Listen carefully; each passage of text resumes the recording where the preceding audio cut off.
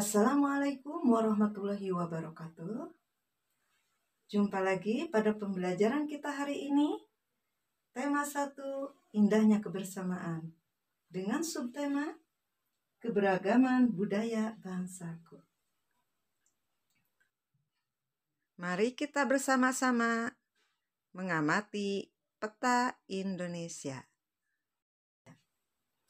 Anak-anakku sekalian, Indonesia terbentang dari Sabang sampai Merauke, yang terbagi menjadi 34 provinsi, yang masing-masing provinsi mempunyai adat dan kebudayaan yang berbeda. Apa saja yang ada di Indonesia itu yang meliputi sosial budaya dan bagaimana sikap kita terhadap keberagaman tersebut? Untuk jawabannya, mari kita simak dan ikuti uraian berikut. Anak-anakku, sebelum Ibu menjelaskan lebih jauh tentang materi ini, mari kita bersama-sama berdiskusi dahulu. Negara Indonesia kaya akan keragaman sosial budaya. Hal ini disebabkan karena banyaknya suku bangsa di negara kita. Keragaman tersebut meliputi: pertama, keragaman suku bangsa. Yang dimaksud suku bangsa adalah sekelompok golongan yang hidup bersama di suatu tempat dan memiliki ciri-ciri budaya yang sama. Contoh suku bangsa Sunda di Jawa Barat, suku bangsa Nias di Sumatera Utara, suku bangsa Bugis di Sulawesi, suku bangsa Asmat di Papua, dan sebagainya. Yang kedua adalah keragaman bahasa. Bahasa adalah alat komunikasi yang digunakan oleh manusia. Contoh bahasa daerah yaitu bahasa Batak dari Sumatera Utara, bahasa Sunda dari Jawa Barat, dan bahasa Betawi dari DKI Jakarta. Yang ketiga, keragaman rumah adat. Setiap provinsi di Indonesia memiliki adat yang berbeda. Contoh rumah adat Joglo dari Jawa, rumah Gadang dari Sumatera Barat, Tongkonan Sulawesi Selatan, dan Honai dari Papua. 4. Keragaman pakaian adat. Pakaian adat atau pakaian tradisional merupakan pakaian khas suatu daerah yang biasanya dipakai dalam acara adat. Contoh pakaian adat yaitu bundok kanduang dari Sumatera Barat, beskap Jawa Tengah, dan payas dari Bali. 5. Keragaman tarian. Tari adalah salah satu bentuk kesenian yang memadukan antara gerakan tubuh dan iringan musik. Contoh tarian daerah yaitu tari kecak dari Bali, tari Japin Tebung dari Kalimantan Barat, tari Maengket Sulawesi Utara, tari Jaipong dari Jawa Barat, dan sebagainya. 6. Keragaman alat musik tradisional. Setiap provinsi memiliki alat musik tradisional. Cara memainkan alat musik tradisional pun beragam. Ada yang dipukul, ditiup, dan digesek. Contoh alat musik tradisional diantaranya yaitu tambo dari Aceh, angklung dari Jawa Barat, tipak dari Papua, dan sebagainya.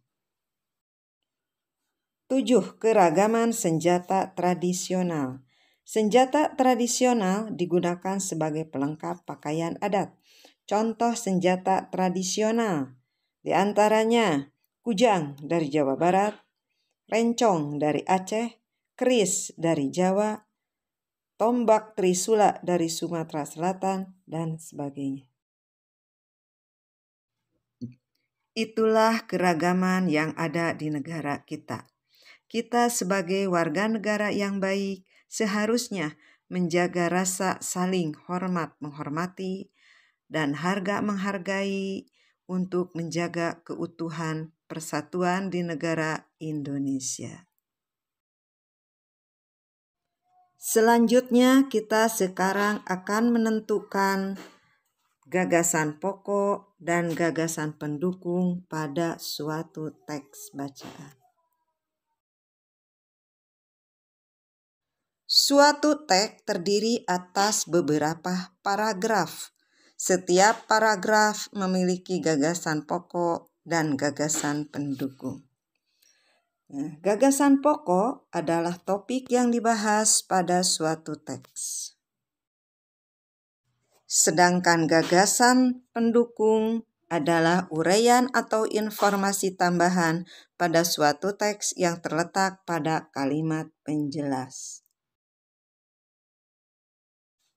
Gagasan pokok dan gagasan pendukung disampaikan tersurat maupun tersirat. Secara tersurat, gagasan pokok dapat ditemukan pada kalimat utama yang terletak di bagian awal, akhir, atau awal dan akhir paragraf. Secara tersirat, gagasan pokok dapat ditemukan dengan cara membaca seluruh kalimat pada paragraf. Untuk menentukan gagasan pokok dan gagasan pendukung suatu teks, lakukan hal-hal berikut. 1. Bacalah teks dengan saksama. 2. Cermati kalimat pertama hingga kalimat akhir pada setiap paragraf. 3. Temukan kalimat utama dan kalimat penjelas dalam suatu paragraf. Mari kita tentukan gagasan pokok dan gagasan pendukung pada sebuah teks yang berjudul Batik.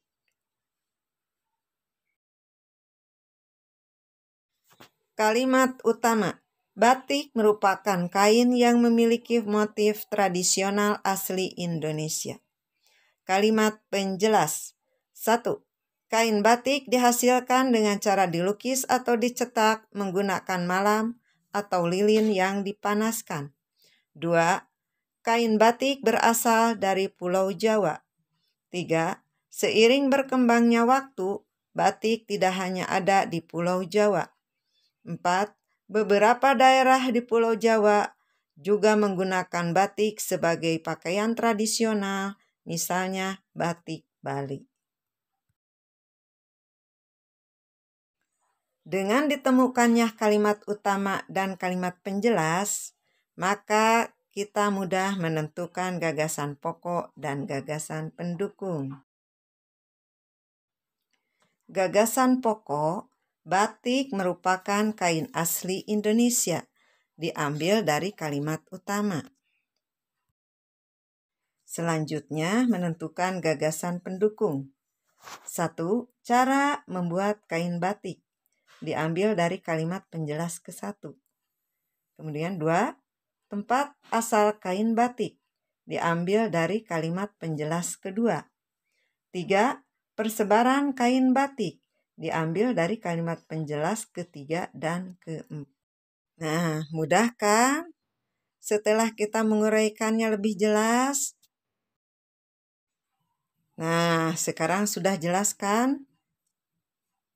Cara menentukan gagasan pokok dan gagasan pendukung. Mari kita cari bacaan dan kita tentukan gagasan pokok dan gagasan pendukung.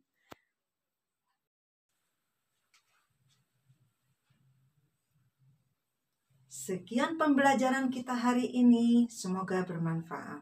Salam cerdas.